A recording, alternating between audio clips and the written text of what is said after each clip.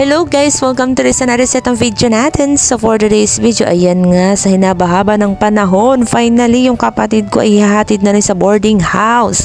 Parang kailan lang kami lang yung hinahatid, ngayon siya na.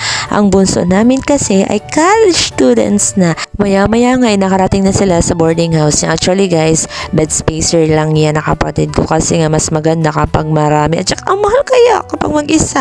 At yan na nga, medyo naiiyak-iyak na siya. Ay, hindi pala, parang si Mayong maiiyak. Tinuturuan na nga ni kung ano mga dapat niyang gawin. At syempre guys, ramdam ko naman talaga na nilalakas-lakasan niya lang ang loob niya, pero maiiyak na siya.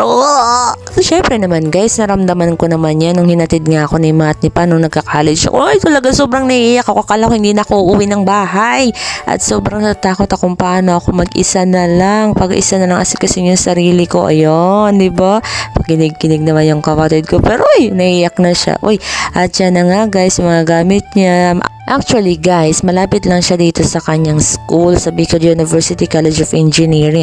Sinecure na muna ni Pat, ni Pa bago sila umalis kung talagang safe talaga yung kapatid ko, diba? Oy! At pinakita naman ng landlady na sobrang secured naman talaga. At yan na nga, naiiyak na yan si Aldrin kasi maiiwan na siya. Alis na si Masya kasi Pa, yan na mo. Oh, diba? Sabi ko sa yung kapatid ko, si Kuya Ryan, mahilig talaga yan kapag naghahatid yan sa amin. Lagi yan sinasabi, oh, lakas-lakasan ng loob na makapagtapos ng pag-aaral. At yan na nga guys, o diba? Ay, hindi mapakala yung kapatid kasi naiiyak na siya. At yan na nga si Ma, ay, paalala naman. O, pumasok daw. Sumunod daw sa sinasabi ng landlady, sa curfew daw, wag na nga alis. Uy!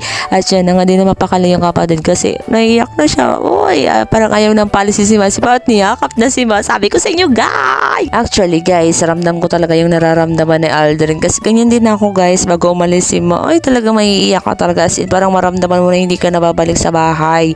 Ayan. Kasi totoo naman talaga kapag nag-boarding house ka na at nag-aaral ka ng college, ang bahay may magsisilbi na lamang bakasyonan. Uy! At yan nga, umalis na nga. Yan. Nilibot muna. Saan nga ba talaga yung school ni Aldrin? Saan yung daan niya? At talagang full support talaga yung family para samahan at para makita talaga kung saan mag-aaral si Aldrin. Ganito talaga ata kapag bunso, diba? Uy! Finally, yung bunso nyo ay college students na. At last, isa na lang yung college natin. At yan nga, paikot-ikot, hahanapin kasi kung saan talaga yung school ni Aldrin. At ipapakita mamaya kung saan talaga.